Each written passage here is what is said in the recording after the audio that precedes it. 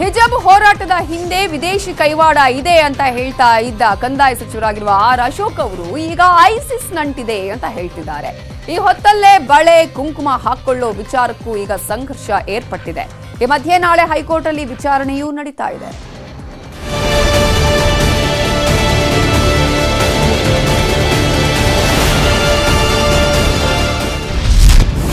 ಹಿಜಾಬ್ ಗಲಾಟೆ ಷಡ್ಯಂತ್ರದ ಹಿಂದೆ ಐಸಿಸ್ ಇದೆ. ಮೊನ್ನೆ ವಿದೇಶಿ ಕೈವಾಡ ಅಂದ್ರೂ ಇಂದು ಐಸಿಸ್ ಅಂತೆ. ರಾಜ್ಯದಲ್ಲಿ ಹಿಜಾಬ್ ಹೋರಾಟ ಇನ್ನೂ ನಿಂತಿಲ್ಲ. ದಿನದಿಂದ ದಿನಕ್ಕೆ ಹೊಸ ಸ್ವರೂಪ ಪಡೆಯುತ್ತಲೇ ಇದೆ. ಈ ಎಲ್ಲದರ ಹಿಂದೆ ಉಗ್ರ ಸಂಘಟನೆ ಐಸಿಸ್ ಕೈವಾಡ ಇದೆ ಅಂತಿದ್ದಾರೆ ಕಂದಾಯ ಸಚಿವ ಆರ್ ಅಶೋಕ್. ಉಡುಪಿಯಲ್ಲಿ ಶುರುವಾಗಿದ್ದು ಒಂದು ಸಣ್ಣ ಗ್ರಾಮದಲ್ಲಿ ಶುರುವಾಗಿದ್ದು ಇಡೀ ಪ್ರಪಂಚಕ್ಕೆ ಹೋಗಿದೆ ಅಂದ್ರೆ ಇದರಿಂದ ದುಷ್ಟಶಕ್ತಿಗಳು ಇದೆ. ಪಾಕಿಸ್ತಾನ ಇರ್ಬೋದು, ಇರಾಕ್ ಇರ್ಬೋದು, ಇರಾನ್ ಇರ್ಬೋದು, ಅಫ್ಘಾನಿಸ್ತಾನ, ಈ ತರದೆಲ್ಲ ಕಂಟ್ರಿಗಳು ಭಯೋತ್ಪಾದನಾ ಚಟುವಟಿಕೆಗೆ ಇರೋದು. ಅಂತವರೆಲ್ಲರೂ ಕೂಡ ರಿಯಾಕ್ಟ್ ಮಾಡಿರೋದು ನೋಡಿದ್ರೆ ಒಂದೇ ಒಂದು ವಾರದಲ್ಲಿ ಇಷ್ಟು ಕಡೆ ಹೋಗಿದೆ ಅಂದ್ರೆ ಇದರಿಂದ ವಿದೇಶಿ ಶಕ್ತಿಗಳ ಕೈವಾಡ ಇದೆ. ನಾನು ಕೂಡ ಹೇಳಿದ್ದೀನಿ, ಇದರಿಂದ ಎಲ್ಲ ದೊಡ್ಡ ಷಡ್ಯಂತ್ರ ಇದೆ. ISI ಚಟುವಟಿಕೆಗಳ ಲಿಂಕ್ ಇದೆ. ಯಾಕಂದ್ರೆ ಉಡುಪಿಯಲ್ಲಿ ಯಾವುದೋ ಒಂದು ಸ್ಕೂಲ್ ಆದಂತ ಘಟನೆ ಪ್ರಪಂಚದ ಮೂಲೆ ಮೂಲೆಗೂ ಹೋಗ್ಬಿಟ್ಟಿದೆ ಅಂತ ಹೇಳಿದ್ರೆ ಎಷ್ಟು ಫಾಸ್ಟ್ ಆಗಿದ್ದಾರೆ. ಆ ಮಕ್ಕಳ ಕೈಲಿ ಮಾಡಕ್ಕಾಗತ್ತಾ? 6 ಜನ ಮಕ್ಕಳಿದಾರಲ್ಲ, ಇಡೀ ಪ್ರಪಂಚಕ್ಕೆ ಕೊಡಕ್ಕಾಗ್ತದ? 6 ಜನ ಯಾರಿದ್ದಾರೆ ಇದರಿಂದ? ಪಾಕಿಸ್ತಾನದ ಪ್ರೈಮ್ ಮಿನಿಸ್ಟರ್ ರಿಪ್ಲೈ ಮಾಡ್ತಾರೆ, ಅಫ್ಘಾನಿಸ್ತಾನದಲ್ಲಿ ರಿಯಾಕ್ಷನ್ ಆಗ್ತದೆ ಅಂತಂದ್ರೆ ಇದರಿಂದ ದೊಡ್ಡ ಷಡ್ಯಂತ್ರ ಇದೆ. ಕುಂಕುಮ ಬಳೆ ವಿಚಾರಕ್ಕೆ ಬಂದ್ರೆ ನಾಲಿಗೆ ಸೀಳ್ತೀವಿ. ಮುತಾಲಿಕ್ ಮಾತಿಗೆ ಕೈ ನಾಯಕರ ಠಕ್ಕರ್. ಹಿಜಾಬ್ ವಿಚಾರವಾಗಿ ಮಾತನಾಡ್ತಾ ರಾಜಾರೋಷ ತೋರಿದ್ರು ಶ್ರೀರಾಮ ಸೇನೆ ಮುಖ್ಯಸ್ಥ ಪ್ರಮೋದ್ ಮುತಾಲಿಕ್. ಕುಂಕುಮ ಬಳೆ ವಿಚಾರಕ್ಕೆ ಬಂದ್ರೆ ನಾಲ್ಗೆ ಸೀಳ್ತೀವಿ ಅಂತ ಹೇಳಿದ್ರು. ಇದಕ್ಕೆ ಕೈ ನಾಯಕರು ಟಾಂಗ್ ಕೊಟ್ಟಿದ್ದಾರೆ. ಇವತ್ತು ಹಣೆ ಮೇಲಿನ ಕುಂಕುಮ, ಭಸ್ಮ, ವಿಭೂತಿಯ ಸಂಬಂಧಪಟ್ಟಾಗೆ ಬಳೆ, ಇದ್ರ ಸಂಬಂಧಪಟ್ಟಾಗ ನಿರ್ಲಜ್ಜವಾಗಿ ಮಾತಾಡ್ತಾ ಇದ್ದಾರೆ. ಸಾವಿರಾರು ವರ್ಷದಿಂದ ನಡ್ಕೊಂಡು ಬಂದಂತಹ ಈ ಪರಂಪರೆ ಇದೆ. ಈ ದೇಶದ ಮಣ್ಣಿನ ಗುಣ ಇದೆ, ಅದು ಸಂಸ್ಕೃತಿ ಇದೆ, ಸಂಪ್ರದಾಯ ಇದೆ, ನಮ್ಮ ಧರ್ಮದ ಆಚರಣೆ ಇದೆ. ಸೊ ಅದರ ಬಗ್ಗೆ ಮಾತನಾಡೋದ್ರ ಹುಷಾರಿದೆ ಅಂತ ಹೇಳ್ತೀನಿ. ನಾಲ್ಗೆ ಸೀಳಿ ಬಿಡ್ತೀವಿ ಅಂತನ್ನುವಂತಹದ್ದು ಎಚ್ಚರಿಕೆಯನ್ನು ಕೊಡ್ತಾ ಇದ್ದೀನಿ. ಭಾರತ ದೇಶ ಇದು, ಹಿಂದೂಸ್ತಾನ ಇದು. ಆಯಾ ಸಂಸ್ಕೃತಿ, ಆಯಾ ಸಂಪ್ರದಾಯ ಮಾಡೋರಿಗೆ ಅಡ್ಡಿಪಡಿಸಕ್ಕೆ ಹೋಗಬಾರ್ದು ಯಾರು ಕೂಡ. ಯಾರಿಗೆ ತೊಂದರೆ ಏನಿದೆ? ಸಿಂಧೂರ ಹಾಕೊಳ್ಳೋದ್ರೆ ಬೇರೆಯವ್ರಿಗೆ ಏನು ತೊಂದರೆ ಆಗುತ್ತೆ? ಹಿಜಾಬ್ ಹಾಕೊಳ್ಳೋದ್ರಿಂದ ಯಾರಿಗೇನು ತೊಂದರೆ ಆಗುತ್ತೆ? ಹೊಸದಾಗಿ ವಿರೋಧ ಮಾಡೋಕ್ಕೋಸ್ಕರ ಹುಟ್ಟಾಕ್ಬಾರ್ದು ಯಾವುದೇ ಸಂಪ್ರದಾಯನ. ಬಹಳ ವರ್ಷಗಳಿಂದ ಬಂದಿರತಕ್ಕಂಥ ಸಂಪ್ರದಾಯ ಮುಂದುವರಿಸಲಿ. ಸಮಾಜದಲ್ಲಿ ಸಾಮರಸ್ಯ ಹಾಳು ಮಾಡ್ತಕ್ಕಂಥ ಪ್ರಯತ್ನ ಮತ್ತೆ ಬಿಜೆಪಿಯವರು ಉದ್ದೇಶಪೂರ್ವಕವಾಗಿ ಮಾಡ್ತಾ ಇದ್ದಾರೆ, ರಾಜಕಾರಣಕ್ಕೋಸ್ಕರ ಮಾಡ್ತಾ ಇದ್ದಾರೆ. ಮುತಾಲಿಕ್ ಅವರ ಬಗ್ಗೆ ಸ್ವಯಂಪ್ರೇತವಾಗಿ ಇವತ್ತು ಕಠಿಣವಾದ ಮಾತನ್ನು ತಗೊಳ್ಬೇಕು.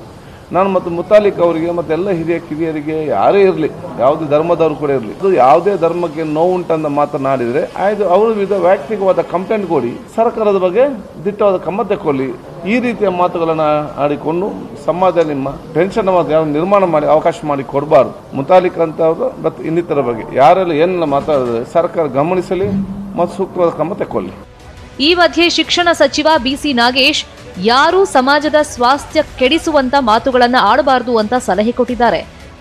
ನಾವು ಇಲ್ಲಿ ಕಾನ್ಸ್ಟಿಟ್ಯೂಷನ್ ಪ್ರಕಾರ ಮತ್ತು ಕೋರ್ಟಿನ ಜಡ್ಜ್ಮೆಂಟ್ಗಳ ಪ್ರಕಾರ ಆಡಳಿತ ಮಾಡುವಂಥದ್ದು. ಯಾರ್ಯಾರು ಇಚ್ಛೆಗೆ ಅನುಸಾರ ಇಲ್ಲಿ ಯಾವುದೂ ಮಾಡಲ್ಲ. ಯಾರಿಗೂ ಒಂದಷ್ಟು ಇಚ್ಛೆ ಇದೆ, ಅದಕ್ಕೋಸ್ಕರ ಮಾಡಬೇಡಿ, ಮಾಡೋಕ್ಕೆ ಆ ಥರ ನಡೆಸೋಕ್ಕಾಗಲ್ಲ. ಸ್ಪಷ್ಟವಾಗಿ ಹೈಕೋರ್ಟ್ ಆರ್ಡ್ರ್ ಮಾಡಿರುವಂಥದ್ದು ಹಿಜಾಬನ್ನು ಹಾಕೋಂಗಿಲ್ಲ, ಆರೆಂಜಿನ ಶಾಲ್ಸ್ ಹಾಕೋಂಗಿಲ್ಲ ಮತ್ತು ಸ್ಕಾರ್ಫ್ ಯೂಸ್ ಮಾಡೋಂಗಿಲ್ಲ ಅನ್ನುವಂಥದ್ದು ಹೇಳಿದೆ. ಅದಕ್ಕೆ ಮಾತ್ರ ಸೀಮಿತ. ಈ ಮಧ್ಯೆ ಕಲಬುರಗಿಯಲ್ಲಿ ಹಿಜಾಬ್ ಕೇಸರಿ ಸಂಘರ್ಷ ತಾರಕಕ್ಕೇರಿದೆ. ನಗರದ ಸುಪ್ರಸಿದ್ಧ ಶ್ರೀ ಶರಣ ಬಸವೇಶ್ವರ ದೇವಸ್ಥಾನದಲ್ಲಿ ಮಹಿಳೆಯರಿಗೆ ಕೇಸರಿ ಶಾಲು ಹಾಕಿ ಅರಿಶಿಣ ಕುಂಕುಮ ಹಚ್ಚಿ ಬಳೆ ಕೊಟ್ಟು ಸಿಂಧೂರ ಚಳುವಳಿ ಮಾಡಿದ್ದಾರೆ. ಬಿಂದಿ ಬಗ್ಗೆ ಪ್ರಶ್ನೆ ಮಾಡಿದ್ದಕ್ಕೆ ಹಿಂದೂ ಪರ ಸಂಘಟನೆಯ ಮಹಿಳೆಯರ ಸಿಂಧೂರ ಚಳುವಳಿ ಇದು. ನಾಳೆ ಹೈಕೋರ್ಟ್ ಅಲ್ಲಿ ಹಿಜಾಬ್ ವಿಚಾರಣೆ. ಸರ್ಕಾರದ ಪರ ಪ್ರತಿವಾದ ಮಂಡಿಸಲಿರೋ ಎಜಿ. ಹಿಜಾಬ್ ವಿವಾದಕ್ಕೆ ಬ್ರೇಕ್ ಹಾಕಲು ಹೈಕೋರ್ಟ್ ಮುಂದಾಗಿದೆ. ನಾಳೆ ಮಧ್ಯಾಹ್ನ 2:00 ಮತ್ತೆ ಅರ್ಜಿ ವಿಚಾರಣೆ ಆರಂಭವಾಗಲಿದೆ. ಹೈಕೋರ್ಟ್ ತ್ರಿಸದಸ್ಯ ಪೀಠದಲ್ಲಿ ಹಿಜಾಬ್ ಪರ ವಿರೋಧದ ಅರ್ಜಿ ವಿಚಾರಣೆ ನಡೆಯಲಿದೆ. ಈಗಾಗಲೇ ಸರ್ಕಾರದ ಪರ ಎಜಿ ವಾದ ಮಂಡಿಸ್ತಾ ಇದ್ದಾರೆ. ನಾಳೆಯೂ ಸರ್ಕಾರದ ಪರ ವಕೀಲ ಎಜಿ ಪ್ರಭುಲಿಂಗ ನಾವಜಗಿ ವಾದ ಮಂಡಿಸಲಿದ್ದಾರೆ.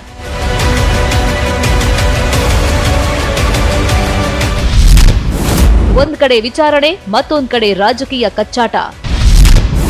ಮತ್ತೆ ರಣಾಂಗಣವಾಗಲಿದೆಯಾ ಕಾಲೇಜ್ ಕ್ಯಾಂಪಸ್? ಹಿಜಾಬ್ ಸಮಸ್ಯೆ ಇನ್ನೂ ಇತ್ಯರ್ಥ ಆಗದ ಕಾರಣಕ್ಕೆ ನಾಳೆಯೂ ಕಾಲೇಜ್ ಕ್ಯಾಂಪಸ್ಗಳು ರಣಾಂಗಣವಾಗೋ ಸಾಧ್ಯತೆಗಳಿವೆ. ಹಿಜಾಬ್ ಹಾಕೊಂಡೇ ಕಾಲೇಜಿಗೆ ಬರೋದಕ್ಕೆ ವಿದ್ಯಾರ್ಥಿನಿಯರು ನಿರ್ಧರಿಸೋ ಕಾರಣಕ್ಕೆ ಕಾಲೇಜ್ಗಳ ಕ್ಯಾಂಪಸ್ಗಳಲ್ಲಿ ಅಲರ್ಟ್ ಮಾಡಲಾಗಿದೆ. ಹೀಗಾಗಿ ಹಠ ಮಾಡದೆ ಕಾನೂನಿಗೆ ಗೌರವ ಕೊಡಿ ಅನ್ನೋದು ರಾಜಕಾರಣಿಗಳ ಸಲಹೆ. ಕೇಸರಿ ಹಾಕಿದವರು ತಕ್ಷಣ ಯಾವ ದಿವಸ ನ್ಯಾಯಾಲಯ ಹೇಳಿತ್ತೋ ಆ ದಿವಸದಿಂದ ನಿಲುಗಡೆ ಮಾಡಿ ಸಮವಸ್ತ್ರದಲ್ಲಿ ಶಾಲೆಗೆ ಹೋಗ್ತಾ ಇರೋದನ್ನು ನಾವು ಕಾಣ್ತಾ ಇದ್ದೇವೆ. ಹಿಜಾಬ್ ಹಾಕಿರುವಂಥ ಮಕ್ಕಳು ಕೂಡ ಮಾನಸಿಕವಾಗಿ ನಾವು ಕಲಿಬೇಕು, ನಾವೆಲ್ಲರೂ ಒಂದು ಅನ್ನುವಂಥ ಭಾವನೆಗಳು ಹೊಂದಿದ್ದಾರೆ ಅಂತ ನನಗನ್ಸುತ್ತೆ.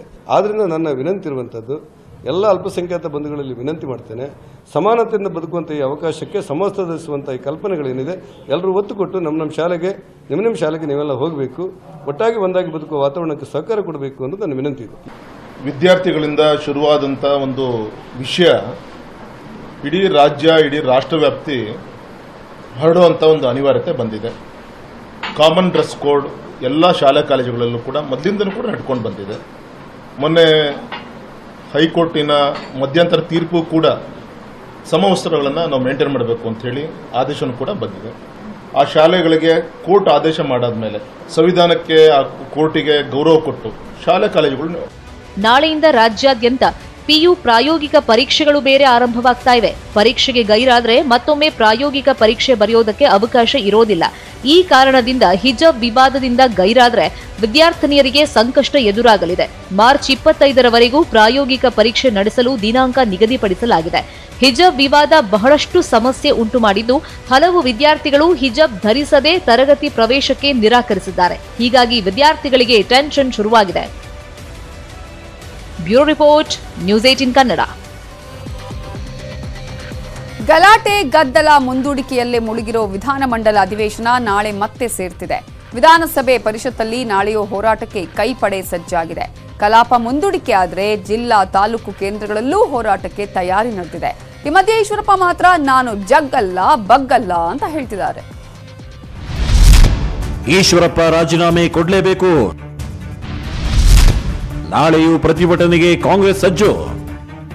ಇಮ್ಮಿಡಿಯೇಟ್ ಆಗಿ ಈಶ್ವರಪ್ಪನವ್ರನ್ನ ಡಿಸ್ಮಿಸ್ ಮಾಡಬೇಕು. ನಾನು ಇಂಥವಕ್ಕೆಲ್ಲ ಹಿಗ್ಗಲ್ಲ ಬಗ್ಗಲ್ಲ ಜಗ್ಗಲ್ಲ ಹೇಳಿದಿನ ಈಶ್ವರಪ್ಪನವ್ರನ್ನ ಡಿಸ್ಮಿಸ್ ಮಾಡಬೇಕು. ಈಶ್ವರಪ್ಪ ರಾಜೀನಾಮೆ ಕೊಡೋ ಪ್ರಶ್ನೆನೇ ಇಲ್ಲ.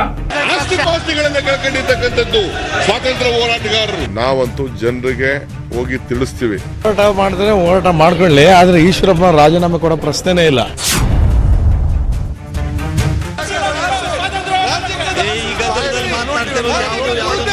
ಈಶ್ವರಪ್ಪನ ನೇಮಕ ಮಾಡಿರೋದು ಕಾಂಗ್ರೆಸ್ ಪಾರ್ಟಿಯವರಲ್ಲ. ಕಾಂಗ್ರೆಸ್ನವರು ಏನೂ ಮಾಡದೇ ಇರೋದಕ್ಕಾಗಿ ಇಂಥ ಗಿಮಿಕ್ಗಳನ್ನ ಮಾಡ್ತಾ ಇದ್ದಾರೆ. ಸಚಿವ ಈಶ್ವರಪ್ಪರನ್ನ ಸಂಪುಟದಿಂದ ವಜಾಗೊಳಿಸಬೇಕು ಅಂತ ಕಾಂಗ್ರೆಸ್ ಆಗ್ರಹಿಸಿ ಕಳೆದ 3 ದಿನಗಳಿಂದ ವಿಧಾನಸಭೆಯಲ್ಲಿ ಅಹೋರಾತ್ರಿ ಧರಣಿ ನಡೆಸುತ್ತಿದೆ. ನಾಳೆಯೂ ವಿಧಾನಸಭೆ ಪರಿಷತ್ನಲ್ಲಿ ಧರಣಿ ನಡೆಸಲು ನಿರ್ಧರಿಸಲಾಗಿದೆ. ಒಂದು ವೇಳೆ ಸೋಮವಾರ ಕಲಾಪ ಮುಂದೂಡಿದ್ರೂ ರಾಜ್ಯಾದ್ಯಂತ ಜಿಲ್ಲೆ ತಾಲೂಕು ಮಟ್ಟದಲ್ಲೂ ಪ್ರತಿಭಟನೆ ನಡೆಸುವಂತೆ ಕಾರ್ಯಕರ್ತರಿಗೆ ಕಾಂಗ್ರೆಸ್ ಸೂಚನೆ ಕೊಟ್ಟಿದೆ. ನಮ್ಮ ದೇಶಕ್ಕೆ ಅವಮಾನ ಆಗುವಂಥ ಕೆಲಸ ಒಬ್ಬ ಬಿಜೆಪಿ ಮಂತ್ರಿಗಳು ಮಾಡ್ತಾ ಇದೆ, ಅದಕ್ಕೆ ಸಮರ್ಸ್ಕೊಂಡಿದಾರಲ್ಲ ಅಂತ ಹೇಳಿ ಎಲ್ಲರೂ ಕೂಡ ಬಹಳ ದೊಡ್ಡ ಅವಮಾನ ಆಗ್ತಾ ಇದೆ. ಅವನ್ ಬಿಡಿ, ಅರಕಲು ಬಾಯೋ ಬಚ್ಚಲು ಬಾಯೋ ಅವನು ಮಾತಾಡ್ಲಿ, ಬೊಮ್ಮಾಯಿ ಅದನ್ನ ಸಮರ್ಸ್ಕೊತಾ ಇದಾರಲ್ಲ. ನಾವಂತೂ ಜನರಿಗೆ ಹೋಗಿ ತಿಳಿಸ್ತೀವಿ. ನಾಳೆ ನಮ್ಮೆಲ್ಲ ಕಾರ್ಯಕರ್ತರು ತಹಶೀಲ್ದಾರ್ ಹತ್ರ ಹೋಗಿ ಒಂದು ಲೀಡರ್ಸು ನಾವೆಲ್ಲ ಇಲ್ಲೇ ಇರ್ತೀವಿ, ಹೋಗಿ ತಹಶೀಲ್ದಾರ್ ಮುಖಾಂತರ ಗವರ್ನರ್ಗೆ ಅರ್ಜಿ ಸಲ್ಲಿಸುವಂಥದ್ದು, ವಜಾ ಮಾಡಿ ಅಂತ ಮನವಿ ಕೊಡುವಂಥ ಕೆಲಸ ಅವರೆಲ್ಲ ಮಾಡ್ತಾರೆ. ರಾಷ್ಟ್ರಧ್ವಜ ಅಂದ್ರೆ ನನಗೆ ತಾಯಿ ಸಮಾನ. ಕೈ ಪ್ರತಿಭಟನೆಗೆ ಜಗ್ಗಲ್ಲ ಬಗ್ಗಲ್ಲ. ಕಾಂಗ್ರೆಸ್ನ ಅಹೋರಾತ್ರಿ ಧರಣಿ ವಿಚಾರವಾಗಿ ಇಂದು ಕೂಡ ಈಶ್ವರಪ್ಪ ಕೋಪ ಪ್ರದರ್ಶಿಸಿದ್ದಾರೆ. ರಾಷ್ಟ್ರಧ್ವಜ ನನ್ನ ತಾಯಿ ಸಮಾನ, ಕಾಂಗ್ರೆಸ್ ಅಹೋರಾತ್ರಿ ಧರಣಿಗೆ ನಾನು ಜಗ್ಗಲ್ಲ ಬಗ್ಗಲ್ಲ ಅಂದಿದ್ದಾರೆ. ಈಗ ನಾನು ಏನು ಹೇಳಬೇಕು ದೇಶದ ಹಿತದೃಷ್ಟಿಯಿಂದ ಅದು ತುಂಬ ಸ್ಪಷ್ಟವಾಗಿದೆ. ರಾಷ್ಟ್ರಧ್ವಜ ಅಂತ ನನಗೆ ತಾಯಿ ಸಮಾನ. ಅದನ್ನು ಯಾರೇ ಅದ್ರ ಬಗ್ಗೆ ಟೀಕೆ ಮಾಡಿದ್ರು ಅಪಮಾನ ಮಾಡಿದ್ರು ಕೂಡ ಅವನು ರಾಷ್ಟ್ರದ್ರೋಹಿ ಆಗ್ತಾನೆ. ಹಾಗಾಗಿ ಇದನ್ನೆಲ್ಲ ನಾನು ಸ್ಪಷ್ಟ ಮಾಡಿದ್ದೀನಿ. ನಿಮ್ಮ ರಾಜೀನಾಮೆಗೋಸ್ಕರ ಪಟ್ಟಿರ್ತಲ್ರಿ 100 ಸರಿ ಹೇಳಿದ್ದೀನಿ ಅದನ್ನು. ನಾನು ಇಂಥವಕ್ಕೆಲ್ಲ ಹಿಗ್ಗಲ್ಲ ಬಗ್ಗಲ್ಲ ಜಗ್ಗಲ್ಲ ಹೇಳಿದ್ದೀನಿ ನಾನು. ನಾವು ದೇಶಭಕ್ತರು ಅಂತ ಹೇಳ್ತಾರೆ. ರಾಷ್ಟ್ರಧ್ವಜಕ್ಕೆ ಅಗೌರವ ಮಾಡೋದು ದೇಶಭಕ್ತಿನ? ಸಂವಿಧಾನದ ಮೇಲೆ ಪ್ರಮಾಣ ವಚನ ಮಾಡಿ ನೀವು ರಾಷ್ಟ್ರಧ್ವಜಕ್ಕೆ ಅವಮಾನ ಮಾಡಿದ್ರೆ ಅಂಥವ್ರು ಮಂತ್ರಿಮಂಡಲದಲ್ಲಿ ಇರಬೇಕಾ, ಸರ್ಕಾರದಲ್ಲಿ ಇರಬೇಕಾ? ಈಶ್ವರಪ್ಪ ಬೆನ್ನಿಗೆ ನಿಂತ ಕೇಸರಿ ಟೀಮ್ ಯಾವುದೇ ಕಾರಣಕ್ಕೂ ರಾಜೀನಾಮೆ ಇಲ್ಲ ಎಂಬ ಸಂದೇಶ. ಕಾಂಗ್ರೆಸ್ನ ಅಹೋರಾತ್ರಿ ಧರಣಿ ಹೋರಾಟ ಏನಿರಲಿ, ಈಶ್ವರಪ್ಪ ರಾಜೀನಾಮೆ ಇಲ್ಲವೇ ಇಲ್ಲ ಅಂತಿದೆ ಕೇಸರಿ ಟೀಮ್. ಕೆಲ ನಾಯಕರಂತೂ ಈಶ್ವರಪ್ಪ ಹೇಳಿದ್ರಲ್ಲಿ ತಪ್ಪೇನಿದೆ ಅಂತ ಸಮರ್ಥಿಸಿಕೊಂಡಿದ್ದಾರೆ. ಆದ್ರೆ ಈಶ್ವರಪ್ಪನ ಮೇಲೆ ವಿನಾಕಾರಣ ರಾಜೀನಾಮೆ ಕೊಡಬೇಕಂತ ಹೇಳ್ತಿಲ್ಲ. ಈಶ್ವರಪ್ಪ ರಾಜೀನಾಮೆ ಕೊಡೋ ಪ್ರಶ್ನೆನೇ ಇಲ್ಲ. ಯಾಕೆ ಕ್ಷಮೆ ಕೇಳಬೇಕು? ಕ್ಷಮೆನೇ ಕೇಳಲ್ಲ. ಅವರು ರಾಜೀನಾಮೆ ಕೊಡೋ ಪ್ರಶ್ನೆನೇ ಇಲ್ಲ. ಈಶ್ವರಪ್ಪ ಒಬ್ಬ ರಾಷ್ಟ್ರಭಕ್ತ. ಯಾವ ಕಾರಣಕ್ಕೆ ರಾಜೀನಾಮೆ ಕೊಡ್ಬೇಕು ಅವರು? ಯಾವ ಕಾರಣ ನೋಡಿ, ಅವ್ರದ್ದು ನೀವೇ ರೆಕಾರ್ಡ್ ಮಾಡಿರಿ, ನಿಮ್ಮ ಹತ್ರನೇ ವಿಡಿಯೋ ಕ್ಲಿಪ್ಪಿಂಗ್ಸ್ ಅದಾವ, ನೀವೇ ನೋಡಿ ಅವ್ರು ಏನ್ ರಾಜೀನಾಮೆ ಕೊಡುವಂತದ್ದು ಮಾಡಿದಾರೆ. ಬಿಜೆಪಿಗೆ ಅಡ್ವೈಸರ್ ಯಾವತ್ತು ಕಾಂಗ್ರೆಸ್ ಅವರಾದ್ರು ಅಂತ ನನಗೂ ಗೊತ್ತಿಲ್ಲ. ಅದಕ್ಕೆ ನಾನು ಕಾಂಗ್ರೆಸ್ ಅವ್ರಿಗೆ ಹೇಳ್ತೀನಿ, ಬೇಗ ಆದಷ್ಟು ಬೇಗ ನೀವೆಲ್ಲ ಬಿಜೆಪಿಗೆ ಸೇರ್ಕೊಂಬಿಡಿ, ಆಮೇಲೆ ನೀವು ಅಡ್ವೈಸ್ ಮಾಡಿ ಈಶ್ವರಪ್ಪನ ತೆಗೀರಿ ಅಂತ, ಅವಾಗ ನಾವು ಮಾತಾಡೋಣ. ರಾಷ್ಟ್ರಧ್ವಜದ ಬಗ್ಗೆ ಯಾರು ಕೂಡ ಚಕಾರ ಎತ್ತೋ ಅಂತದ್ದು ಇಲ್ಲ. ಇನ್ನೊಂದು ಕಡೆ ಇರಬಹುದು ಅಂತ ಹೇಳಿ ಅನ್ನೋ ಅರ್ಥದಲ್ಲಿ ಅವರು ಹೇಳಿರ್ಬೋದು. ಹಾಗಾಗಿ ನನಗನ್ಸಂಗಿಲ್ಲ ಅವರು ಅದನ್ನ ರಾಷ್ಟ್ರಧ್ವಜಕ್ಕೆ ಅವಮಾನ ಮಾಡಿದಾರೆ ಅನ್ನುವಂಥದ್ದು, ಅದನ್ನು ಇಳಿಸ್ತೀವಿ ಅನ್ನುವಂಥದ್ದು ಯಾವುದು ಕೂಡ ಅವರು ಹೇಳಿಲ್ಲ. ಹೋರಾಟ ಮಾಡಿದ್ರೆ ಹೋರಾಟ ಮಾಡ್ಕೊಳ್ಳಿ, ಆದ್ರೆ ಈಶ್ವರಪ್ಪನ ರಾಜೀನಾಮೆ ಕೊಡೋ ಪ್ರಶ್ನೆನೇ ಇಲ್ಲ. ಅವ್ರು ಏನ್ ಮಾತಾಡಿದ್ರೆ ಅಂತ ಫಸ್ಟ್ ತಿಳ್ಕೊಳ್ಳಿ, ಆಮೇಲೆ ಮಾಡಲಿ. ಈಶ್ವರಪ್ಪ ರಾಷ್ಟ್ರದ್ರೋಹಿ ಅಂತ ಕರೆದುಬಿಟ್ರೆ ಏನು ಪರಿಸ್ಥಿತಿ, ಅದು ಸ್ವಲ್ಪ ನಾವು ಎಲ್ಲ ಚಿಂತನೆ ಮಾಡಬೇಕಾಗಿದೆ.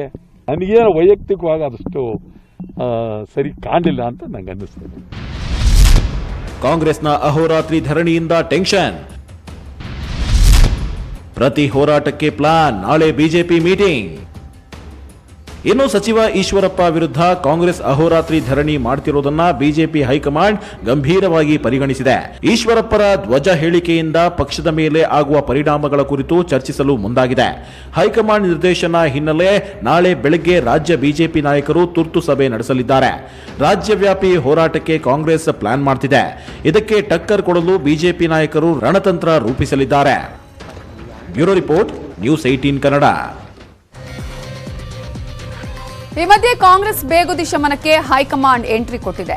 ಫೆಬ್ರವರಿ 15ಕ್ಕೆ ದೆಹಲಿಗೆ ಬರುವಂತೆ ಕೆಪಿಸಿಸಿ ನಾಯಕರಿಗೆ ರಾಹುಲ್ ಗಾಂಧಿ ಬುಲಾವ್ ಕೊಟ್ಟಿದ್ದಾರೆ. ಸಿದ್ದು, ಡಿಕೆ ಸೇರಿದಂತೆ 15 ಹಿರಿಯ ನಾಯಕರನ್ನ ಕರೆಯಲಾಗಿದೆ. ರಾಜ್ಯ ಕಾಂಗ್ರೆಸ್ನಲ್ಲಿ ಒಗ್ಗಟ್ಟು ಪ್ರದರ್ಶಿಸಲು ಸೂಚನೆ ಕೊಡುವ ಸಾಧ್ಯತೆಗಳಿವೆ. 2023ರ ವಿಧಾನಸಭಾ ಚುನಾವಣೆ, ಸಾಮೂಹಿಕ ನಾಯಕತ್ವ, ಚುನಾವಣಾ ಜವಾಬ್ದಾರಿ, ಅಭ್ಯರ್ಥಿಗಳ ಆಯ್ಕೆ ಸೇರಿದಂತೆ ಹಲವು ವಿಚಾರಗಳು ಚರ್ಚೆಯಾಗಲಿದೆ. ಹಾಗೆ ಹಿಜಾಬ್ ವಿಷಯದಲ್ಲಿ ಇಡಬೇಕಾದ ಎಚ್ಚರಿಕೆಯ ನಡೆ, ಬಿಜೆಪಿ ಸರ್ಕಾರದ ವೈಫಲ್ಯಗಳನ್ನು ಜನರ ಮುಂದಿಡುವ ವಿಚಾರಗಳು ಚರ್ಚೆಯಾಗಲಿವೆ.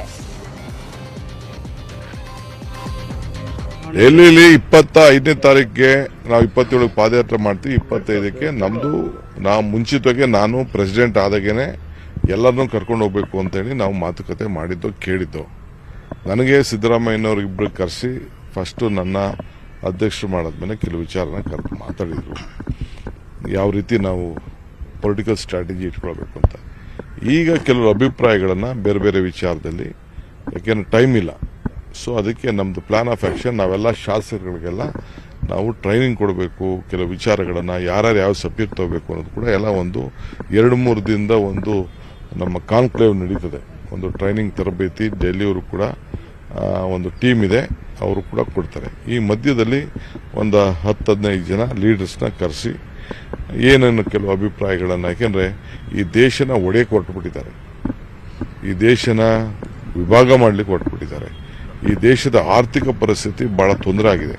ಈಗ ಬೇರೆ ಬೇರೆ ಸ್ಟೇಟಲ್ಲಿ ಯಾವ ರೀತಿ ಅಧಿಕಾರಿಗಳನ್ನ ದುರ್ಬಳಕೆ ಮಾಡ್ಕೊಳ್ತಾ ಇದ್ದಾರೆ ಎಲೆಕ್ಷನ್ ಸಂದರ್ಭದಲ್ಲಿ ಅನ್ನೋದು ಕೂಡ ಒಂದು ದೊಡ್ಡ ಅವ್ರಿಗೆಲ್ಲ ರಿಪೋರ್ಟ್ ಇದೆ. ಅದೆಲ್ಲ ಚರ್ಚೆ ಮಾಡಬೇಕು ಅಂತ ಕೆಲವು ಸೀನಿಯರ್ ಲೀಡರ್ಸ್ನ ಕರೆಸಿದ್ದಾರೆ, ನಮಗೆ ಟೈಮ್ ಕೊಟ್ಟಿದ್ದಾರೆ. ನಾವೊಂದು 15 ಜನ 25ನೇ ತಾರೀಕು ಪಕ್ಷದ ಅಧ್ಯಕ್ಷರು ನನಗೆ, ಕಾರ್ಯಾಧ್ಯಕ್ಷರುಗಳಿಗೆ ಮತ್ತೆ ಕೆಲವು ಸೀನಿಯರ್ ಲೀಡರ್ಸ್ಗಳಿಗೆ ಕರೆದಿದ್ದಾರೆ. 25ನೇ ತಾರೀಕು ರಾಹುಲ್ ಗಾಂಧಿ ಅವರು ಇರ್ತಾರೆ, ವೇಣುಗೋಪಾಲ್ ಅವರು ಇರ್ತಾರೆ, ಸುರ್ಜೇವಾಲಾ ಅವರು ಇರ್ತಾರೆ. 23ನೇ ಇಸ್ವಿನಲ್ಲಿ ಬರ್ತಕ್ಕಂಥ ಅಸೆಂಬ್ಲಿ ಚುನಾವಣೆಗೆ ಬಗ್ಗೆ ಚರ್ಚೆ ಮಾಡಲಿಕ್ಕೋಸ್ಕರ ಕರೆದಿದ್ದಾರೆ. ಕೊರೋನಾ 3ನೇ ಅಲೆ ಹಾಗೂ ಒಮೈಕ್ರಾನ್ನಿಂದ ಬ್ರೇಕ್ ಆಗಿದ್ದ ಕಾಂಗ್ರೆಸ್ನ ಮೇಕೆದಾಟು ಪಾದಯಾತ್ರೆ ಮತ್ತೆ ಶುರುವಾಗಲಿದೆ. ಇದೇ ತಿಂಗಳ 27ರಂದು ಅದ್ದೂರಿ ಮರು ಚಾಲನೆಗೆ ಕಾಂಗ್ರೆಸ್ ತಯಾರಿ ಮಾಡಿಕೊಂಡಿದೆ. ಬ್ರೇಕ್ ಬಿದ್ದಿದ್ದ ರಾಮನಗರದಿಂದಲೇ ಶುರುವಾಗಲಿದೆ. ಈ ಸಂಬಂಧ ಡಿಕೆ ಸಹೋದರರು ವಿಡಿಯೋ ಕಾನ್ಫರೆನ್ಸ್ ಮೂಲಕ ಸಭೆ ಮಾಡಿದರು. ರಾಜ್ಯ ಬಜೆಟ್ ಇರುವ ಕಾರಣಕ್ಕೆ ಬೆಂಗಳೂರಲ್ಲಿ 5 ದಿನಗಳ ಬದಲು 3 ದಿನ ಪಾದಯಾತ್ರೆ ನಡೆಯಲಿದೆ. 27ನೇ ತಾರೀಕು ಬೆಳಗ್ಗೆ 9 ಗಂಟೆ 8:15 9 ಗಂಟೆಗೆ ರಾಮನಗರ ಎಲ್ಲಿ ಪಾದಯಾತ್ರೆ ನಾವು ನಿಲ್ಲಿಸಿದ್ವಿ ರಾಮನಗರದಲ್ಲಿ, ಅಲ್ಲಿಂದನೇ ಮತ್ತೆ ಪಾದಯಾತ್ರೆ ಪ್ರಾರಂಭ ಆಗ್ತಾ ಇದೆ. ಅಗ್ರ ರಾಷ್ಟ್ರೀಯ ವಾರ್ತೆ ಮುಂದುವರಿಯುತ್ತೆ ಬ್ರೇಕ್ ಆದ್ಮೇಲೆ. ಅಗ್ರ ರಾಷ್ಟ್ರೀಯ ವಾರ್ತೆಗೆ ಮತ್ತೆ ಸ್ವಾಗತ. ಕಾಂಗ್ರೆಸ್ನ ಮಾಜಿ ಸಚಿವ ಚಾಮರಾಜಪೇಟೆ ಶಾಸಕ ಜಮೀರ್ ಅಹಮದ್ ಖಾನ್ ವಿರುದ್ಧ ಭೂ ಕಬಳಿಕೆಯ ಆರೋಪ ಕೇಳಿಬಂದಿದೆ. ಅಮಾಯಕರ ಜಮೀನನ್ನ ಒತ್ತುವರಿ ಮಾಡಿಕೊಂಡು ಹಲವು ವರ್ಷಗಳಿಂದ ಮಾಲೀಕರಿಗೆ ಜೀವ ಬೆದರಿಕೆ ಹಾಕಿದ ಆರೋಪ ಕೇಳಿದೆ. ಸಂಪಿಗೆಹಳ್ಳಿ ಪೊಲೀಸರು ಶಾಸಕ ಜಮೀರ್ ಸಹೋದರ ಹಾಗೂ ಇತರರ ಮೇಲೆ ಎಫ್ಐಆರ್ ದಾಖಲಿಸಿದ್ದಾರೆ. ಮಾಜಿ ಸಚಿವ ಜಮೀರ್ ಅಹಮದ್ ಖಾನ್ಗೆ ಸಂಕಷ್ಟ. ಭೂ ಕಬಳಿಕೆ ಕೇಸ್ನಲ್ಲಿ ಬಿತ್ತು ಎಫ್ಐಆರ್. ರಾಜ್ಯ ಕಾಂಗ್ರೆಸ್ನ ಅಲ್ಪಸಂಖ್ಯಾತ ಸಮುದಾಯದ ಪ್ರಭಾವಿ ರಾಜಕೀಯ ಮುಖಂಡ ಜಮೀರ್ ಅಹಮದ್ ಖಾನ್ ಜನಪರ ಕಾರ್ಯಗಳಿಗೆ ಹೆಸರುವಾಸಿ. ಆದರೆ ಈಗ ಜಮೀರ್ ಹಾಗೂ ಸಹೋದರರ ವಿರುದ್ಧ ಅಮಾಯಕರ ಭೂ ಕಬಳಿಕೆ ಆರೋಪ ಕೇಳಿಬಂದಿದೆ. ಈ ಕೇಸಿನಡಿ ಸಂಪಿಗೆಹಳ್ಳಿ ಪೊಲೀಸ್ ಠಾಣೆಯಲ್ಲಿ ಜಮೀರ್ ಹಾಗೂ ಸಹೋದರ ಜಮೀಲ್ ಮೇಲೆ ಎಫ್ಐಆರ್ ದಾಖಲಾಗಿದೆ.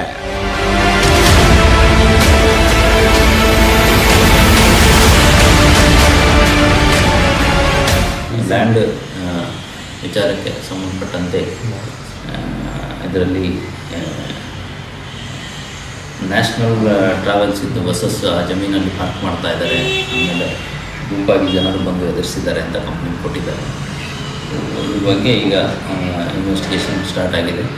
ಅದು ಏನು ಲ್ಯಾಂಡ್ ಇದೆ ಅದರದ್ದು ಏನು ಡೀಟೇಲ್ಸ್ ಇನ್ನು ನಮಗೆ ದೂರದವರು ಅಡಿಷನಲ್ ಮಾಹಿತಿ ಕೊಡಬೇಕಾಗಿದೆ. ಅದು ಮಾಹಿತಿ ತಗೊಂಡು ಮುಂದಿನ ಕ್ರಮ. 2015 ಹಾಗೂ 2018ರಲ್ಲಿ ಸಂಪಿಗೆಹಳ್ಳಿ ಪೊಲೀಸ್ ಠಾಣಾ ವ್ಯಾಪ್ತಿಯ ಚೊಕ್ಕನಹಳ್ಳಿ ಬಡಾವಣೆಯಲ್ಲಿ ಜೆಸಿ ನಗರದ ಮಾರಪ್ಪ ಗಾರ್ಡನ್ ನಿವಾಸಿಗಳಾದ ಶಾಹಿತಾ ನಾಸೀನ್ ಹಾಗೂ ತಸ್ನಿಮಾ ಫಾತಿಮಾ ಸುಮಾರು 5,000 ಚದರ ಅಡಿ ಜಾಗವನ್ನ ತಲಾ 50 ಲಕ್ಷದಂತೆ ಖರೀದಿ ಮಾಡಿದ್ರು. ಖರೀದಿ ಬಳಿಕ ಸ್ವಲ್ಪ ದಿನಗಳ ಕಾಲ ಆ ಕಡೆ ಗಮನ ಹರಿಸಲಿಲ್ಲ. ಮಾರಾಟ ಮಾಡಿದ್ದ ಜಮೀರ್ ಕುಟುಂಬದಿಂದಲೇ ಸೈಟ್ಗಳ ಕಬಳಿಕೆ ಯತ್ನವಾಗಿತ್ತು. ಕೋರ್ಟ್ ಮೊರೆ ಹೋಗಿ ತಡೆಯಾಜ್ಞೆ ತಂದಿದ್ರು. ಆದರೂ ಕೇರ್ ಮಾಡದಿದ್ದಾಗ ನ್ಯಾಯಾಂಗ ನಿಂದನೆ ಕೇಸ್ ಆಗಿತ್ತು. ತಂಗಿ ಮತ್ತು ಅವ್ರ ಮಗ ಹೋಗಿ ಒಂದು ಚಿಕ್ಕ ಇದು ಬಡವರಿಗೆ ಒಂದು ಮನೆ ಮಾಡೋಣ ಅಂತ ಅಲ್ಲಿ ಹೋಗಿ ಮಾಡಿದ್ರೆ ತಕ್ಷಣ ಜಮೀರ್ ಅವರ ಹುಡುಗರು ಬಂದು ಇಲ್ಲಿ ಜಮೀರ್ ಅವ್ರದ್ದು ಇದು ಪ್ರಾಪರ್ಟಿ ನಿಮ್ದಲ್ಲ, ಇದು ನೀವು ಇದೆಲ್ಲ ಮಾಡಬಾರ್ದು ಅಂತ ತುಂಬ ಗಲಾಟೆ ಮಾಡಿ ಒಂದು ಬಸ್. ಕಾಶಿಯ ಗಂಗಾರತಿ ಮಾದರಿಯಲ್ಲೇ ರಾಜ್ಯದಲ್ಲೂ ತುಂಗಾರತಿಗೆ ವೇದಿಕೆ ಸಜ್ಜಾಗ್ತಿದೆ. ತುಂಗಾರತಿ ಮಂಟಪಕ್ಕೆ ಸಿಎಂ ಬಸವರಾಜ ಬೊಮ್ಮಾಯಿ ಶಂಕುಸ್ಥಾಪನೆ ನೆರವೇರಿಸಿದರು. ದಾವಣಗೆರೆ ಜಿಲ್ಲೆ ಹರಿಹರದಲ್ಲಿರುವ ತುಂಗಾಭದ್ರಾ ನದಿ ತೀರದಲ್ಲಿ ನೂತನ ಮಂಟಪ ನಿರ್ಮಾಣವಾಗಲಿದೆ. ಕಾರ್ಯಕ್ರಮದಲ್ಲಿ ಸಿಎಂ ಬೊಮ್ಮಾಯಿ ಕಾವಿ ಬಟ್ಟೆ, ಶಾಲು, ವಿಭೂತಿಯಲ್ಲಿ ಮಿಂಚಿದರು.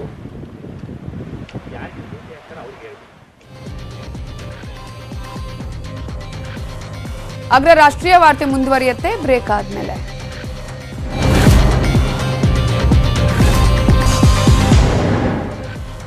ಅಗ್ರ ರಾಷ್ಟ್ರೀಯ ವಾರ್ತೆಗೆ ಮತ್ತೆ ಸ್ವಾಗತ. ಚಿಕ್ಕಬಳ್ಳಾಪುರದ ಪ್ರವಾಸಿ ತಾಣ ನಂದಿಗಿರಿಧಾಮದಲ್ಲಿ ಯುವಕನ ರೆಸ್ಕ್ಯೂ ಕಾರ್ಯ ಯಶಸ್ವಿಯಾಗಿದೆ. ವೀಕೆಂಡ್ ಹಿನ್ನೆಲೆ ಬೆಳಗ್ಗೆ ನಂದಿ ಬೆಟ್ಟಕ್ಕೆ ಹೋಗಿದ್ದ ನಿಶಾಂತ್ ಗುಲ್ಲಾ ಅನ್ನುವ ಯುವಕ ನಂದಿ ಬೆಟ್ಟದಲ್ಲಿ ಟ್ರೆಕಿಂಗ್ ವೇಳೆ ಬ್ರಹ್ಮಗಿರಿ ಬೆಟ್ಟದಲ್ಲಿ ಕಾಲ್ಜಾರಿ ಬಿದ್ದಿದ್ದ. ಎನ್ಡಿಆರ್ಎಫ್ ಹೆಲಿಕಾಪ್ಟರ್ ಮೂಲಕ ಯುವಕನನ್ನು ರಕ್ಷಣೆ ಮಾಡಲಾಗಿದೆ. ಸರ್ ನಮ್ಮ ಹುಡುಗರು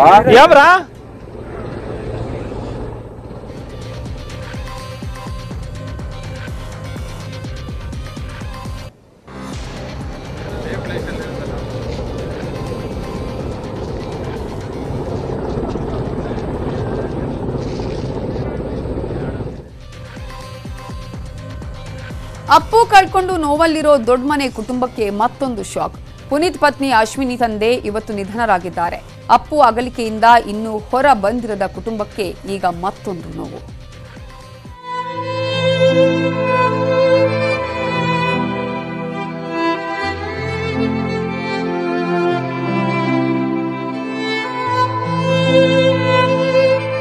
ನಟ ಪುನೀತ್ ರಾಜ್ಕುಮಾರ್ ಸತ್ತು 3 ತಿಂಗಳಷ್ಟೇ ಆಗಿದೆ. ಪುನೀತ್ ಇಲ್ಲದ ನೋವಲ್ಲಿ ಪತ್ನಿ ಅಶ್ವಿನಿ ದಿನ ಕಳೀತಾ ಇರುವಾಗ ಆಕೆಗೆ ಧೈರ್ಯ ತುಂಬಿದವರಲ್ಲಿ ಆಕೆಯ ತಂದೆ ರೇವಾನಾಥ್ ಪಾತ್ರ ತುಂಬಾ ಇತ್ತು. ಪ್ರತಿನಿತ್ಯ ತಂದೆ ರೇವಾನಾಥ್ ಧೈರ್ಯ ತುಂಬುತ್ತಾನೆ ಇದ್ರು. ಹೀಗಿರುವಾಗಲೇ ರೇವಾನಾಥ್ ಅವರಿಗೆ ವಾಕಿಂಗ್ ಮಾಡುವಾಗ ಹೃದಯಾಘಾತವಾಗಿದೆ. ತಕ್ಷಣವೇ ಎಂಎಸ್ ರಾಮಯ್ಯ ಆಸ್ಪತ್ರೆಗೆ ದಾಖಲಿಸಲಾಯಿತು. ಆದರೆ ಚಿಕಿತ್ಸೆ ಫಲಕಾರಿಯಾಗದೆ ರೇವಾನಾಥ್ ಸಾವನ್ನಪ್ಪಿದ್ದಾರೆ.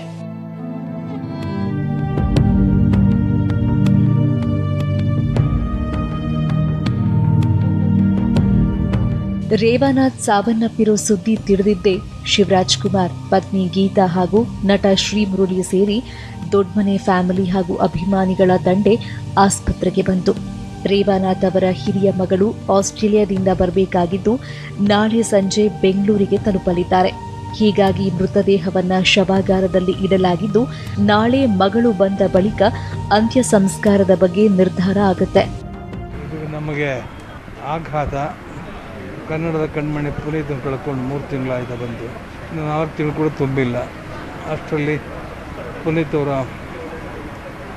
ಮಾವ ರೇವನಾಥ್ ಅವರು ಇವರು ಸಹ ಹೃದಯಾಘಾತದಿಂದ ನಿಧನ ಅಂತ ಹೇಳೋದಕ್ಕೆ ತುಂಬ ದುಃಖ ಆಗ್ತದೆ. ಈ ದುಃಖವನ್ನು ಭರಿಸುವ ಶಕ್ತಿಯನ್ನು ಆ ಕುಟುಂಬದಲ್ಲಿ ನೀಡಲಿ ಅಂತ ಹೇಳಿ ಭಗವಂತನಲ್ಲಿ ಬೇಡ್ತೀನಿ. ನಾಳೆ ಅವ್ರ ದೊಡ್ಡ ಮಗಳು ಅಮೇರಿಕೆಯಿಂದ ಬರ್ತಾ ಇದ್ದಾರೆ. ಅವ್ರು ಬಂದ ಮೇಲೆ ಮುಂದಿನ ಕಾರ್ಯಕ್ರಮಗಳನ್ನು ಮಾಡಬೇಕಾಗ್ತದೆ. ರೇವಾನಾಥ್ ಅಂತ್ಯ ಸಂಸ್ಕಾರ ಚಿಕ್ಕಮಗಳೂರಿನಲ್ಲಿ ನಡೆಯುವ ಸಾಧ್ಯತೆಗಳಿವೆ. ನಾಳೆ ಹಿರಿಯ ಮಗಳು ಬಂದ ನಂತರ ಈ ಬಗ್ಗೆ ನಿರ್ಧಾರ ಆಗಲಿದೆ. Bureau report, news 18 Kannada. ಇದು ಇವತ್ತಿನ ಅಗ್ರ ರಾಷ್ಟ್ರೀಯ ವಾರ್ತೆ. ನೋಡ್ತಾ ಇರಿ ನ್ಯೂಸ್ 18 ಕನ್ನಡ. ಜಾಲ ನಮ್ಮದು, ಬಲ ನಿಮ್ಮದು.